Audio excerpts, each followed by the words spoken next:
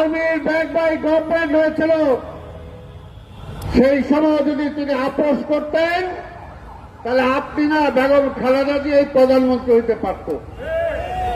কিন্তু বেগম খালেদা জিয়া আপোষ করে প্রধানমন্ত্রী হইতে চান নাই।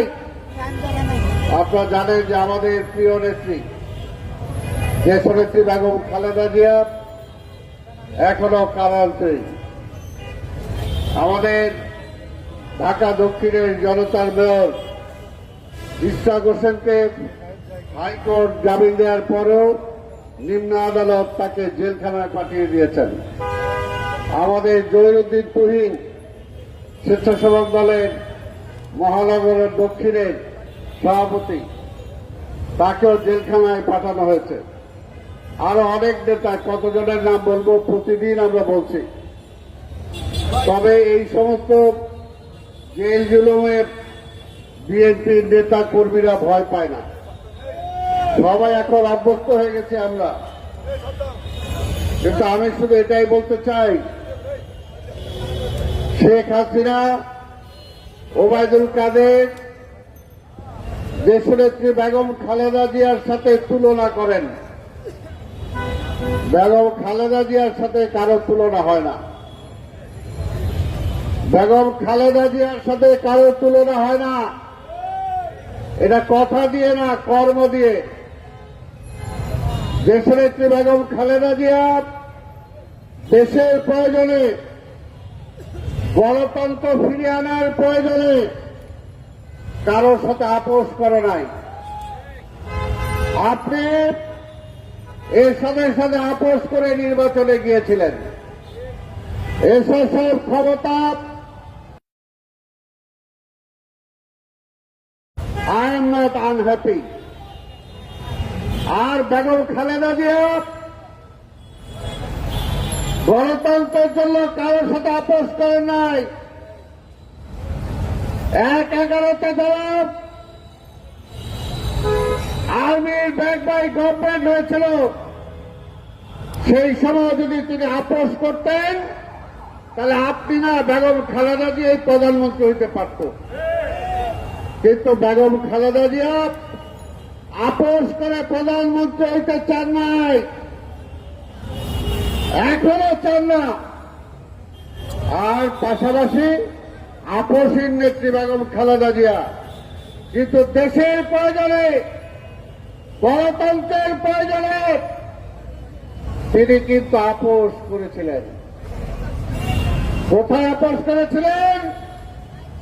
96-তে জনগণের ভোটে নির্বাচিত প্রধানমন্ত্রী হওয়ার পরেও গণতন্ত্রের স্বার্থে, দেশের স্বার্থে তিনি প্রধানমন্ত্রিত্ব পর্যন্ত ছেড়ে দিয়েছিলেন।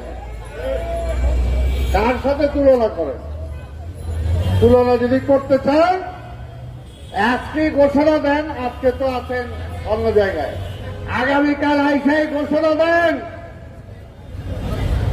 যে আপনি রিজাইন করবেন, বেগম খালেদা জিয়ারে ছাড়েন, আলাপ আলোচনা করে তারপরে দেখেন দেশের অর্ধেক সমস্যার সমাধান হয়ে যাবে আপনি পদত্যাগ করার সাথে সাথে। তারপরে তত্ত্বাবধায়ক সরকার আসলে নির্বাচন হবে।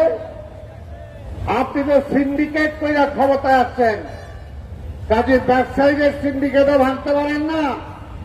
চোর, লুটেরা, বাটপার, প্রশাসনের সিন্ডিকেট যারা, তাদেরকেও ধরতে পারেন না। তাই আপনি বিদায় নিলে তত্ত্বাবধায়ক সরকার আসলে নির্বাচিত সরকার সকল লুটেরাদেরকে গ্রেফতার করবে। আপনি পারবেন না, আপনি পারবেন না।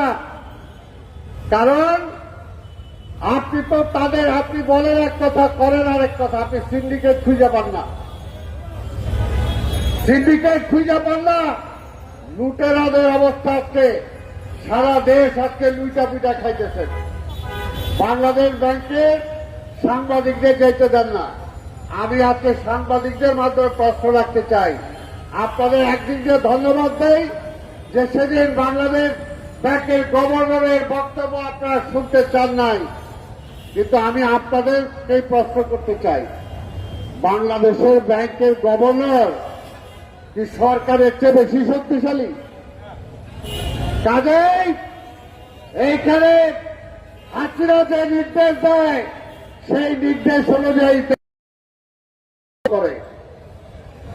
সহমত বন্ধুরা, আমি আরেকটা অজিরও বলেছি, আজকে আবার বলতে চাই।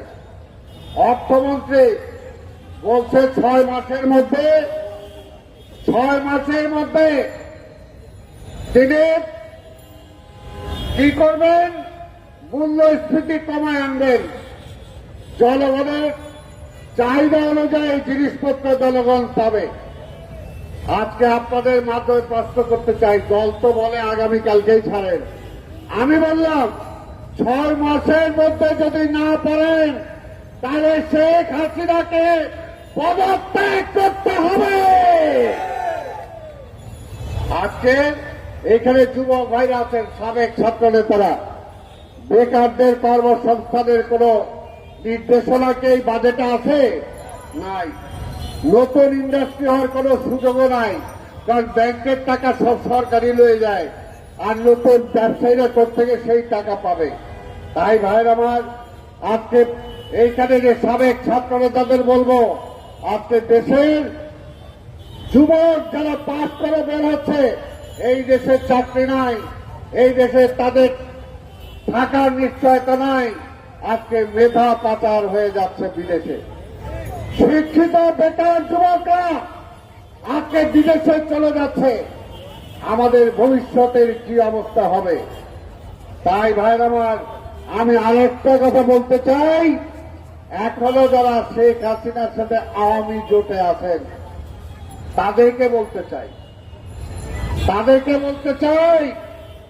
হাসানুল হক ইনু সাহেব, আমাদের ইত্তেফাকের আনোয়ার মঞ্জু সাহেব এবং আমাদের বিএনপির অন্যতম প্রতিষ্ঠাতা ছিলেন জি চৌধুরী সাহেবের ছেলে মাহিবি চৌধুরী নৌকা নিয়ে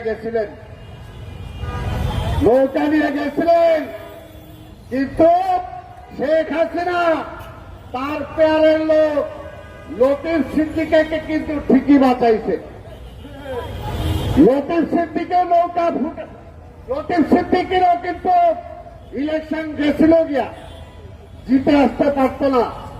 এবং লতিফ সিদ্দিকী পার্লামেন্টে দাঁড়ায় বলছেন যে সেই সময় যদি তার বোন আজকের প্রধানমন্ত্রী যদি তার পাশে না দাঁড়াইতেন তাহলে সে পাস করতে পারত না। হাসানুল হক ইনু আপনার পাশে তো দাঁড়ায় নাই, আনোয়ার মঞ্জু আপনার পাশে তো দাঁড়ায় নাই, মাহিবি চৌধুরী এখনো ওইদিকে আছেন, আপনাদের পাশে দাঁড়ায় নেই, দাঁড়াবে না।